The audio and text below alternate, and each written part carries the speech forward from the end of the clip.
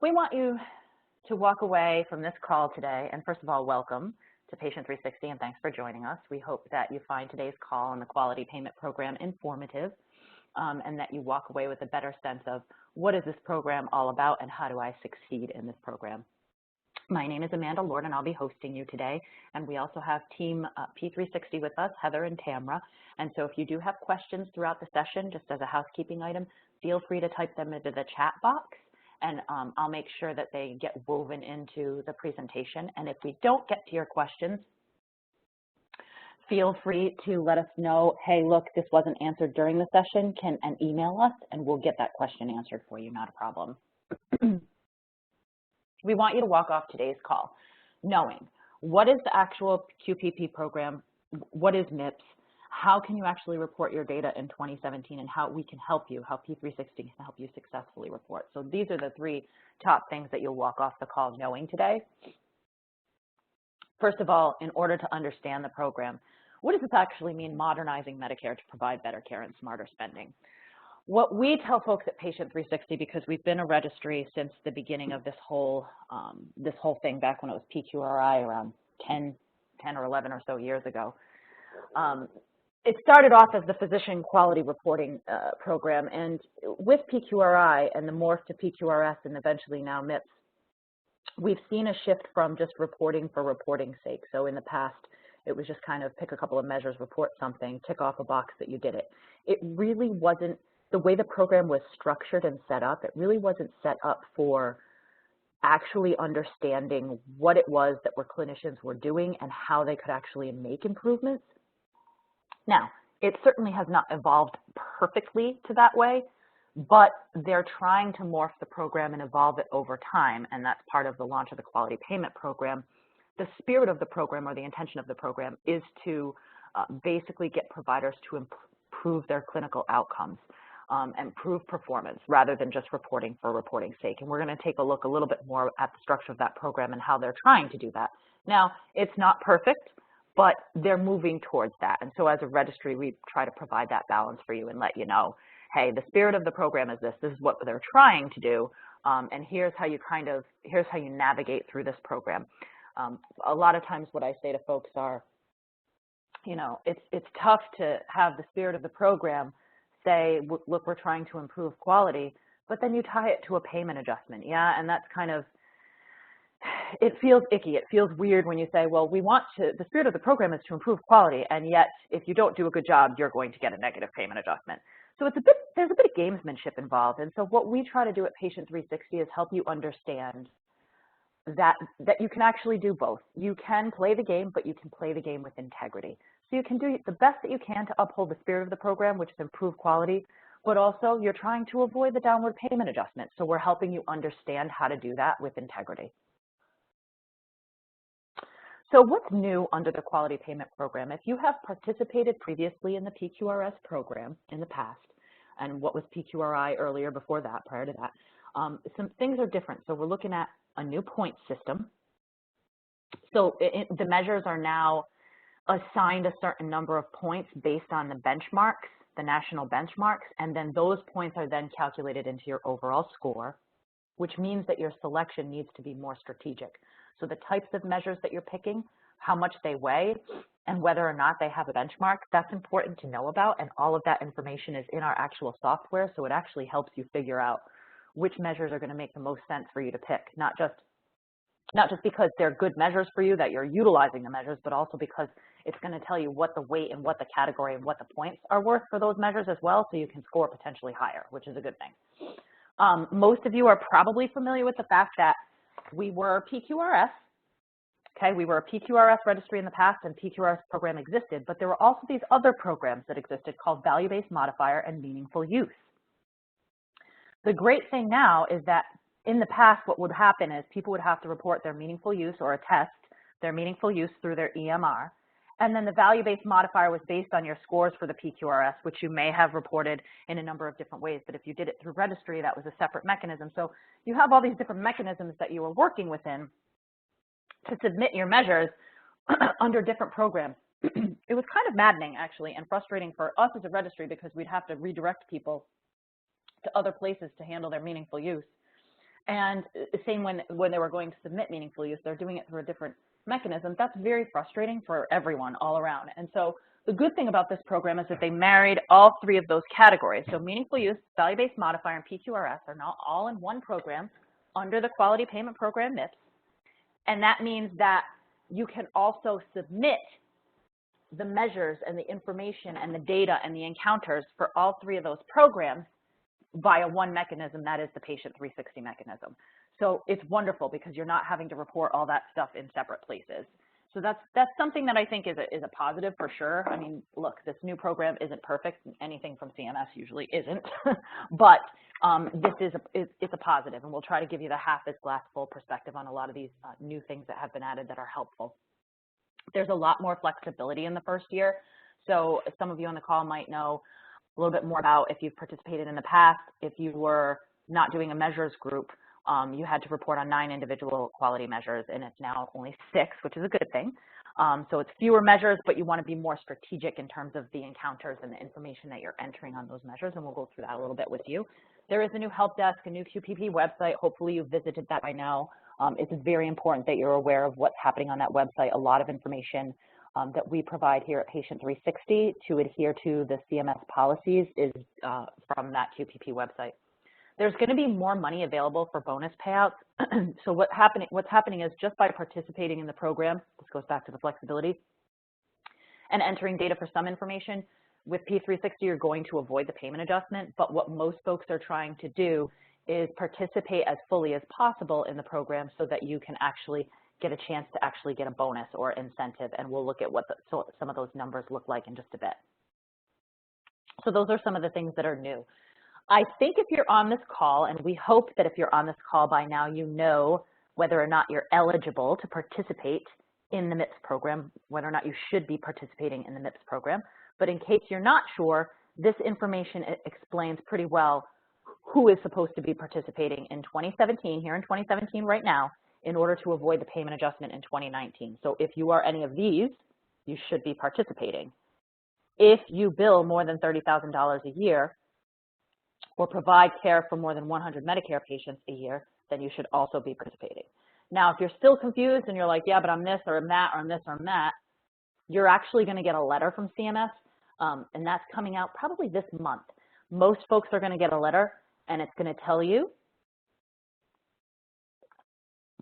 whether or not you need to participate. So and the information about that is right here. MIPS participation status letter. CMS is reviewing claims, letting practices know which clinicians need to take part in the MIPS program, an important part of the quality payment program, in late April through May. Now, what I would say is if you don't get a letter, but you know that you're supposed to participate, don't wait and say, oh, well, CMS never sent me that letter, so it means I don't have to participate. Highly unlikely that you don't have to participate if you do fall under one of these categories. CMS may have missed you. So I'm telling you, first check this and also look to see if you've gotten a letter. And if you haven't, then reach out to Quality Payment Program and say, hey, I haven't received my letter yet, just making sure that I'm eligible and that I'm supposed to participate.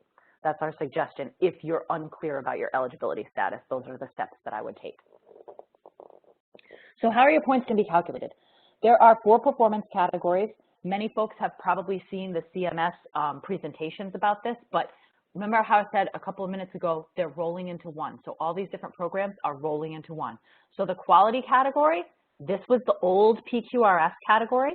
That's going to be worth 60% of basically your grade, your score, your report card at the end.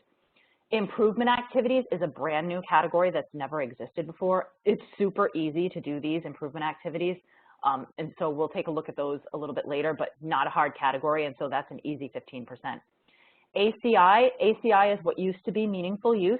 So if you're on CERT, if you're utilizing an EMR, then you will be utilizing the ACI category, and that's worth 25%.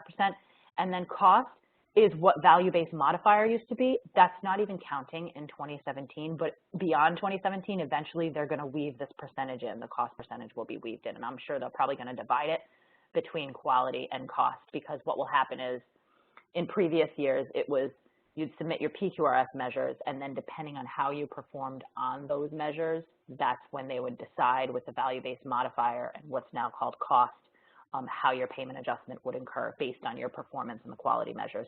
But since it's a brand new program, they don't they don't have anything to benchmark it other than last year's data from a different program. And so I think probably likely that's why they're not including cost as a category yet, because they actually have to receive data first to then decide, okay, what percentage are we going to make this in the years to come in the future. So again, quality replaces PQRS. It's going to be 6 measures for up to a minimum of 90 days in order to get the bonus. Improvement activities, super easy. It's that new category I just told you. You want to attest that you completed up to 4 improvement activities for a minimum of 90 days. There's like 92 of them, so it's not hard to find 4 that work. And literally, it's like checking a box. I did this. This is for how long I did it, having your dates of service. Now, obviously, you have to have, in the event of an audit, proof that you've done these, but in order to actually submit, the process of submission for these activities is very, very easy.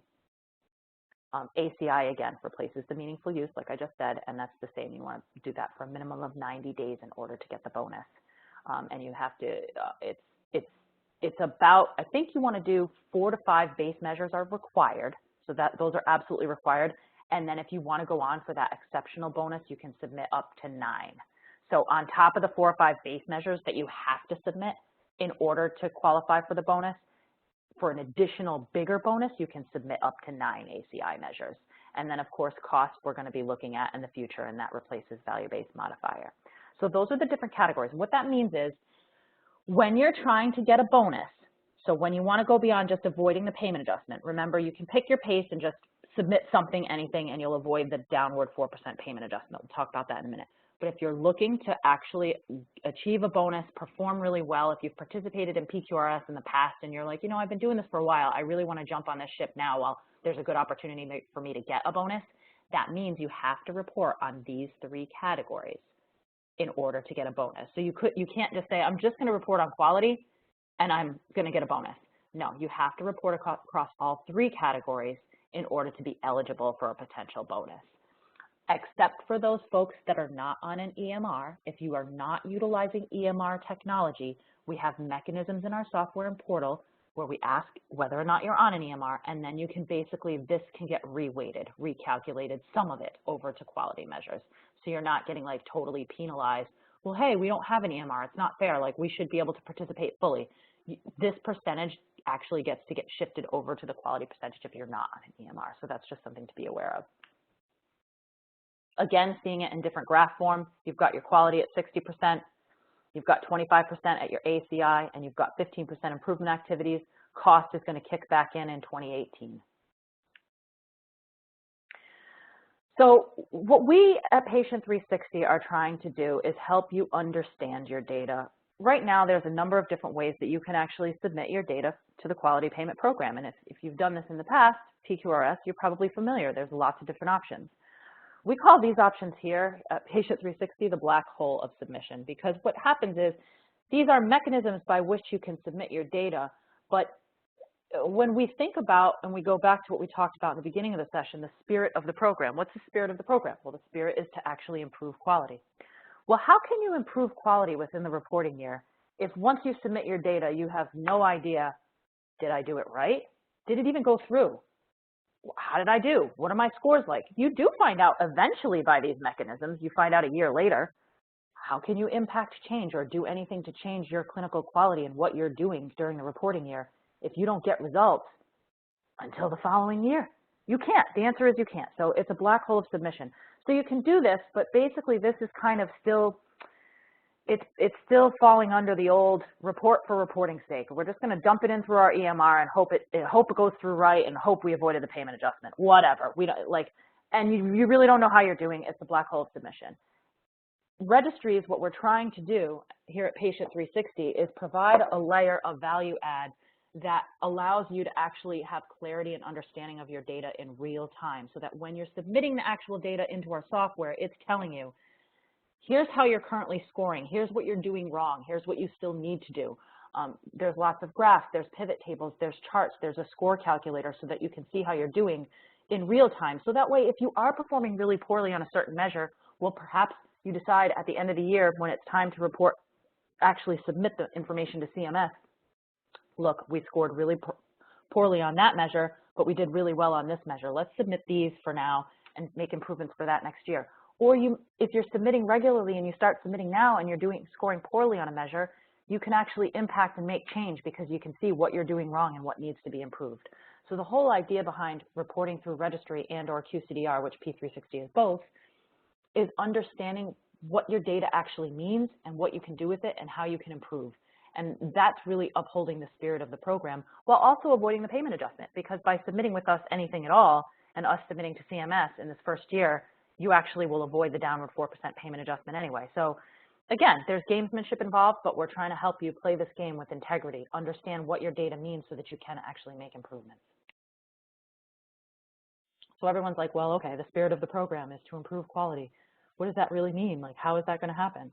Well, basically, they're supposed to be what they're looking for. The idea behind this, what CMS is looking for, is clinical improvement, and reporting is going to be the byproduct. So they're looking for more optimal care, improvement in patient outcomes, and decreased costs. So these are the most important things that they're looking for. And so when you're thinking about strategically, when you're picking out the measures and using the measures, keep in mind that when you're reporting on those measures, they're looking for you to improve your performance in all of these areas and to see that improvement. You're able to track that improvement in the software that Patient 360 has because you can see how you're actually scoring, which is so important. So current PQRS used to be reporting for reporting's sake, and now they're looking to actually modify the provider behavior, which results in this. So this is really helpful for you to see what you can lose or gain as a practice. Just by participating in the program and entering data, you're going to avoid the downward 4% payment adjustment. What people also like to see is, well, potentially if I'm getting a bonus, I could also avoid this payment adjustment plus potentially get this money on top as well. So if you're small, let's say 4 providers, for example, and you're billing, and these are different groups that we've worked with in the past. So we have a lot of small groups. In the next slide, I'll show you a lot of our larger groups, what you're looking at in terms of dollars and cents, and it really does help to see this. If you're on this call right now, all you need to do is just bust out a calculator and think about, talk to your billers and think about, well, what did we have in allowable charges in 2016, just to get a guesstimate of how many Medicare Part B patients you're seeing. What are the allowable charges? This group, it happened to be around $600,000. So for them, if you're looking at right now here in 2017, you think you're guesstimating, we're probably going to bill about $600,000 for our 4 providers in 2017. That means if you don't participate in the program here in 2017 right now, you're going to lose, you're going to be deducted automatically $24,000, okay, from your 2019 fee schedule. So everything's behind. As you know, CMS does everything behind. So when you're looking at how this is going to work, you're going to lose the $24,000 from your 2019 reimbursements.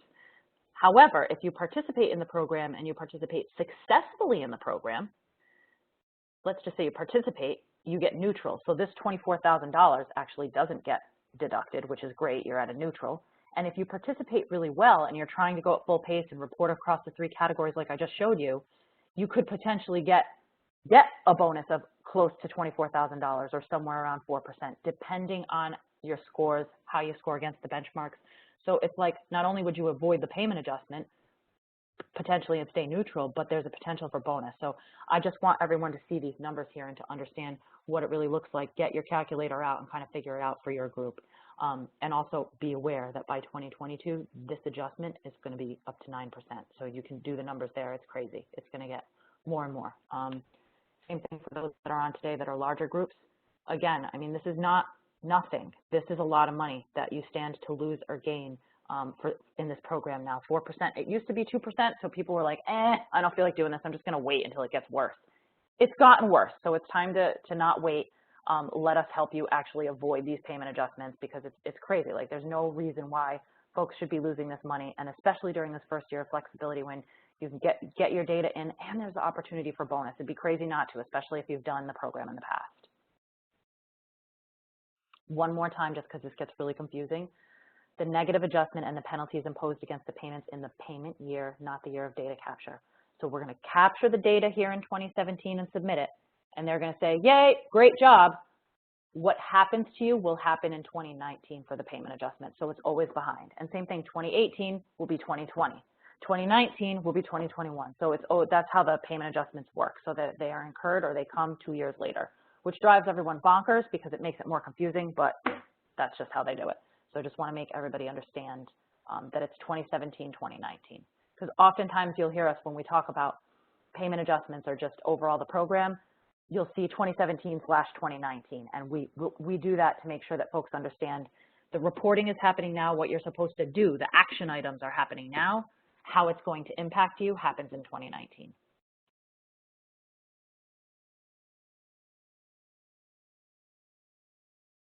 So one more time, improving quality and outcomes equals you got to understand your actual performance to be able to do that. And this is what we do at Patient 360.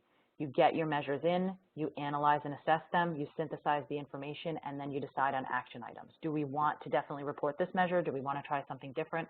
A lot of folks, what they do is they strategically pick out more than the required amount of measures and add them to our portal, and then they kind of decide as they're going throughout the year based on what they're doing, what needs to be changed. They narrow it down to their 6 after a few months, like of seeing, okay, getting a better sense, getting their feet wet and understanding, well, we reported on these 8 measures, but it's clear that we're stronger on these 6. And then if you want to make quality improvements to the other 2, you have time to do that. So that's what a lot of folks are doing, is picking out a little bit more because we have the software and technology to actually tell you how you're performing on them all. And it's fine to enter as much data as you want and then kind of pare it down over time.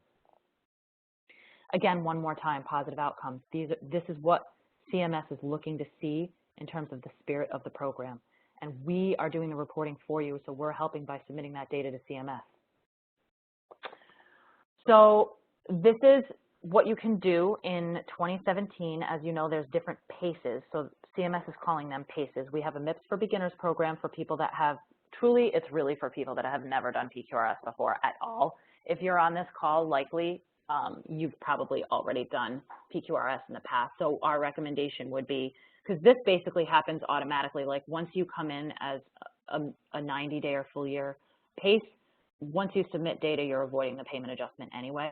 So for folks that are on this call now, this is what you really want to aim for, is the 90 days all the way to a full year of reporting data. And there's still tons of time to hit your 90 days at this point. Like just getting started now, it's really easy. And what they're looking for is for you to submit at least 90 days of data, if not more, across the 3 categories. There's, as you know, there's 4 categories, but remember that there's one, the cost one, that doesn't count, so it's the other 3. You've got to report data across those 3 categories for at least 90 days. What does that mean? People are like, well, how do I know I've reached 90 days? Again, our portal tells you, because the questions that are asked in the actual measures ask for the date of service, so that's part of the denominator. So if you have 90 dates of service altogether, you reported across 90 days. So that's how this is checking up on that, like to make sure that the actual date of service occurred and that for 90 days. It doesn't have to be 90 consecutive days. You could have seen a patient that fits measure number 1 on, April 22nd, and then another one on April 23rd, and then not another one until May 1st, as long as there's 90 days worth of data based on the dates of service. So that's what that means. Same thing for full participation. Basically, if you participate for at least 90 days and submit as much as you can across all 3 categories, all CMS is telling us is you're eligible for bonus points and possibly an even higher bonus. But CMS isn't giving us any numbers because they don't know. They have to wait until everybody's data comes in and compare all the data to then decide percentage-wise what people are going to get for bonus payouts, because it all depends on how many people participate in the program, but then on their overall, everyone's performance collectively, comparing them, benchmarking them, and then that's how the money is at the end from the pool of money that they have set aside is going to be decided. But you at least understand that the longer you report and the more information that you report across all 3 categories, and the more that you meet the performance, like that you're improving your quality of performance, the more eligible for bonus that you're going to be, because your percentage will be higher, your score will be higher. So getting started, just want to show you briefly, what does this process look like? Okay, so we want to get started. We join Patient 360. What's the first thing we should be doing? It's measure selection. So you're going to use our portal. We have software in our portal that helps you determine what are going to be your best measures. Many folks already know, depending on your specialty, what you're looking at for quality measures. But there's a lookup tool in there, so that helps you decide what's going to make the most sense for you. Once you actually select the measures, pick them out, add them to the portal. That's when you start entering your data, compiling your data. And a lot of folks, if you're doing the 90-day or the full year pace, you should be compiling data. I mean, don't wait until the end to add data into the templates or add data into our portal for your encounters. We suggest doing it like every other week or once a month. It's just a lot easier that way, but that also allows you to be able to see if you're entering data every other week for, say, 3 months, and you go back and you kind of run some reports on the data, because our portal has like different pivot tables and bars and graphs and stuff that will show you like what's happening with your score and how you're performing and how you're doing. If you see 2 or 3 months in, whoa, we're terrible, like this is not good, you'll be able to, there's plenty of time to actually be able to make changes. What happens sometimes to people that wait until the very end is you're dumping all the data in, and it's fine, it gets reported, but you're losing the essence and the spirit again of what we talked about at the beginning of this program.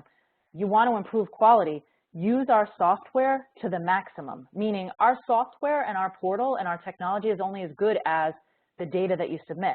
So if you're not submitting data, then you have no way of telling how are you actually performing. You have to get stuff into our portal and get data submitted in order to understand what it is that you're doing right, wrong, what you need to improve upon.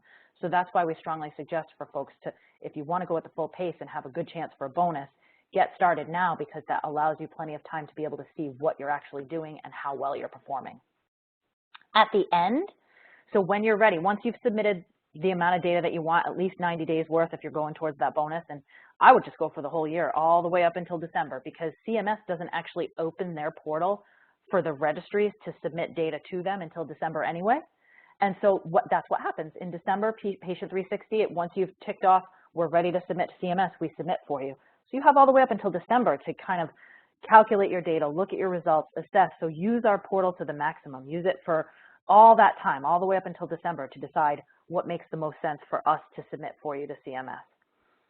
We have more measures available, Patient 360, than really any other registry or any other mechanism for reporting. So we have all of the MIPS potential registry measures that are available you can use, plus we have our QCDR measures if you're interested in QCDR. So there's a lot of different options for measure selection.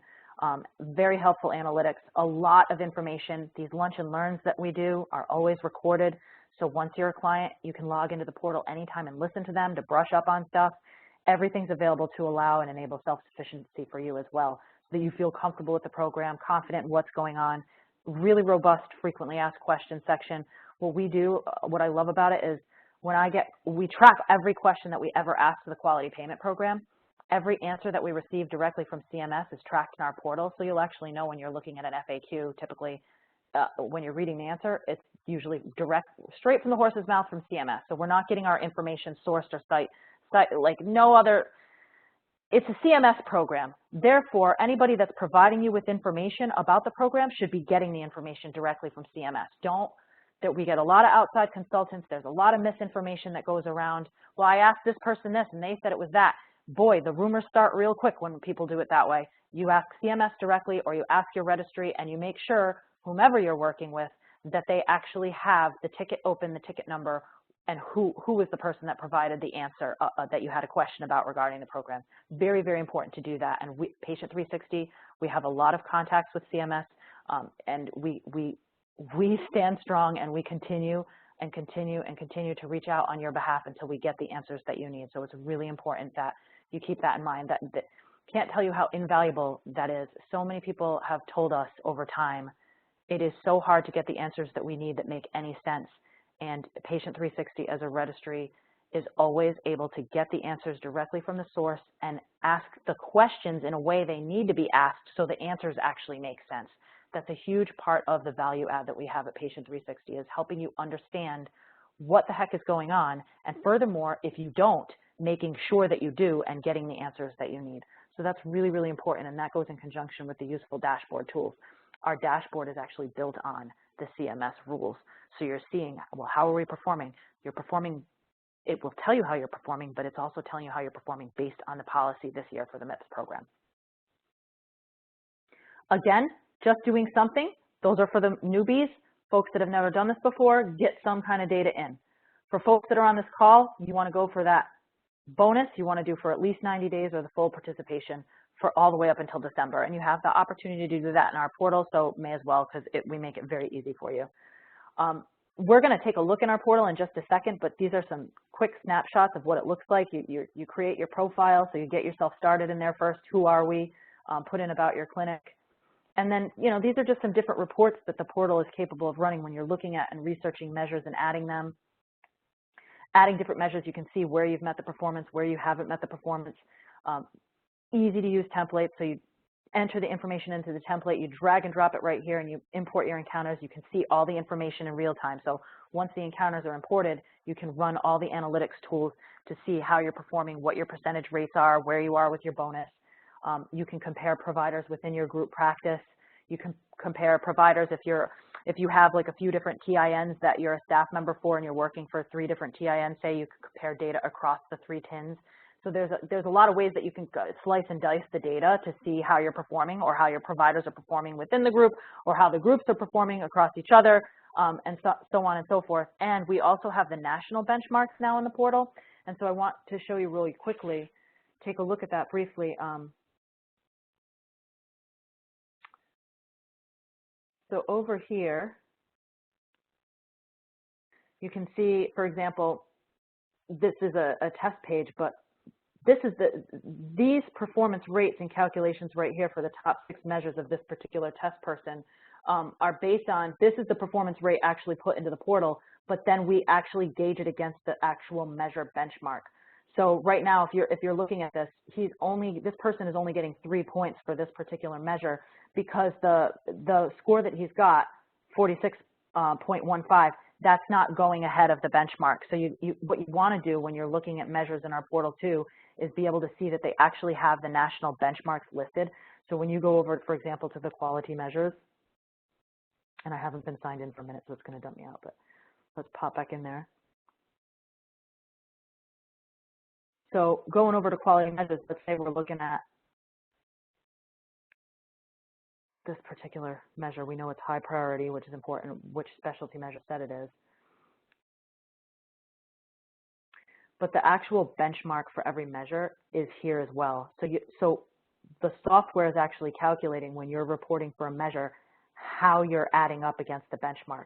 And like, for example, if your score, if your calculated score that you're entering into the portal, like your performance rate is like a 20% or whatever, then you're going to get 5 points for that measure because compared to the national benchmark, you fall within this category. So all of the software is actually calculating that too. So not only is it calculating your performance within your TIM, how you're doing with the data that you're entering into the portal, but it's also telling you how you're comparing nationally. So again, this goes back to what am I doing with this data? What is it telling me? How do I know how I'm doing? You know how you're doing within your clinic based on the data that you're submitting to us, but you also now have the opportunity by utilizing our software to compare yourself with the national benchmarks so that you can see how you're doing. So that's just some important thing to understand about the portal. And a lot of folks, they like to get that quick sneak preview. We report, like I said, across all of the categories. So you can see quality measures, ACI, transition, IA measures. You can see your imports history when you're in here, so you can look and see what have I imported, what went through, what didn't. And then when you're finally ready, there's the option to submit to CMS. Typically, people don't bother with this until the very end, and we notify you. We send out an alert. For those of you that haven't done this, hey, it's time. It's about that time. Let's do a final review of your data, make sure it looks as you want it to look, that you've submitted all the measures that you want across all the categories, and it's going to keep prompting you. So once you've added yourself and you've designated, okay, here's who I am, here's what I'm doing, it's going to tell you as you continue to add your data, okay, where am I right now? Like, what's my score right now? Okay, right now I'm eligible for a positive adjustment potentially, but not eligible for the exceptional bonus, right? Because I'd have to get a total of, I'd have to go all the way up to the end here to get that exceptional bonus. So the bar graphs are going to tell you, you can constantly go back to the score evaluation and keep looking at it and seeing, okay, what can I do better with this measure? What can I do better with this measure? Where do I need to score for this? Some of the measures are not benchmarked nationally, and so for those, you wouldn't be eligible to get additional points for them because there is no benchmark available. So that is another thing to keep in mind. When you're strategically selecting those measures, you want to make sure that you're having a look at which measures you're selecting and whether or not they have a benchmark, because that's really, really important to know. For some, it doesn't matter. If you're picking 1 or 2 that don't have a benchmark, doesn't matter. But you want to have at least, I'd say, 3 or 4 measures strategically if you want to score higher points that have benchmarks available that you know you can score really, really well on. So that's just stuff to keep in mind when we're talking about understanding your data and analyzing your data. That's so important, that it's not falling into the black hole of submission, that you have all year, that you have a full opportunity to be able to assess your data. That's really, really important. Utilize the Patient 360 software to its maximum. Maximize that software. Instead of just submitting data and hoping for the best, be involved. Be looking in the portal once or twice a month. I know this stuff. Look, we know it's not exciting, it's not fun, but at least if you have tools that help you understand how you're performing, you know what you can do throughout the year to get better. So again, you want to introduce the quality improvements because this will help you transform the information that you have into action. So once you're seeing how you're scoring, what you're doing, you'll have enough time to say, you know what, we'd like to make some changes and we'd like to make some improvements. That's the spirit of the program. So one more time, really, really easy. For new folks that have never done PQRS before, you should try the M4B program or recommend that to your colleagues. Very, very easy. But if you have done PQRS in the past, then you're going to do our regular registry entry for our regular program. You sign up with us for 2017. You start picking your measures now in our portal, and then basically you add the data to the portal. Now, some folks want to go back, and it's totally fine. If you want to report for the full year, you can still go back. So if you start now and you're with Patient 360 and you're like, yeah, but I've been seeing patients for these measures since January 1st, it's fine. You just go back and you fill in the data on our templates. And remember, the templates and the measures ask you what was the date of service. So you would put the date of service as when you saw the patient, and then the information for that measure for that date of service. So that's the reason why we tell folks, if you really want to report for the whole year, you really should get started now. So that way you're not having to retroactively go back in and pull encounter data and dates of service for much more than a couple of months. Like folks that try to do it at the very end of the year, it's a real pain because they're coming in November and they're like, oh, I got to report all this data. Let me go back in and pull all these encounters all the way back from January and put them into the templates. That can be a pain. If you're doing it as you go, it's minutes of work each week. If you wait until the end, it's hours. And so it's really important that you get started on this now, especially if you want to go for bonus. It would be crazy not to start entering the data now and get more money. Because just by participating, you're avoiding the adjustment. But again, the whole point of this program this year is while you have the opportunity to get more bonus money, because believe me, it's not going to be the same in 2018. They're going to make the rules stricter. There's not going to be as much bonus money left. It's going to be way harder to get a bonus. So if you're trying to get that bonus now is the time to do it. These are some really helpful links that you should be aware of. So looking at the QPP, and we've mentioned this a couple of times, and I'll go there in a second too, just in case you haven't seen it. Oh, and there's we call this the diet version of the quality payment program, 25 pages.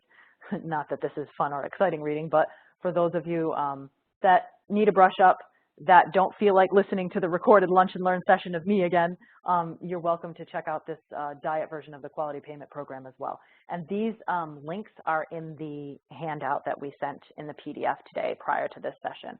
So that's just something to be aware of. And then let's pop over to the QPP page. Just want to make sure everybody's aware and has been to this website. Everything about what we just covered in our session is here.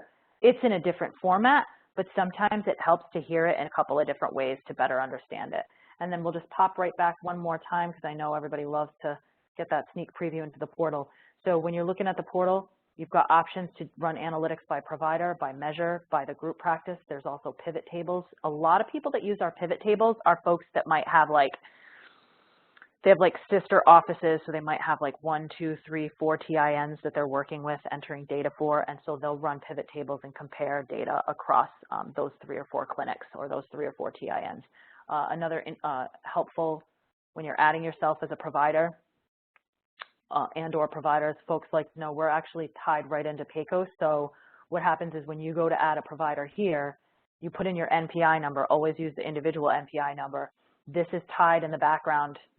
Somehow the software is running and tied to PACOS. So it's going to pull up and say, did you mean to type in Dr. So-and-so? Because that's the NPI number that's in the CMS that's in the PACOS system. So it's a checks and balances, so you don't have to worry about if there's a typo, like, oops, I typed in the wrong NPI number, it's going to catch it right up front. So there's a lot of little things like this in our portal that catch stuff. If you're doing it wrong, it's going to say to you, hey, no, that this person doesn't exist because it's not in PACOS. So that's something helpful that people like to see. And also, if you have tons of providers and are reporting as a group practice, way easier just to download the provider template, put all their information in here and then import it, and then they will all appear. Once you've imported, you'll see all of your providers, just like you're seeing it here. They'll all be listed once you've done the import providers tool. And then after you've added your providers, that's when you start to, oh, okay, like I've added my providers now, I'm ready to go ahead and add measure. Click on add measure here. You can add across any of the 3 categories, so you can kind of jump from category to category when you want to add a different measure depending on which category. And each category will tell you like what it is that you need to do in each category for those measures.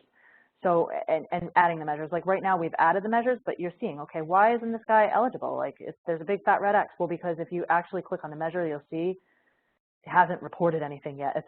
There's no performance rate. Nothing's happened because the measure hasn't been reported. You physically have to go in and click on report measure. And for the ACI measures, it's really easy. You just put in the denominator, the numerator, and a test. Now, like I said in the beginning of this session, for the ACI measures and for the IA measures, you report them like this. This is how CMS has told the registries, this is the information we need to see. In the event of an audit, you've got to make sure that you're actually doing this stuff within your EHR, and that if you were audited, you could prove that you have this information.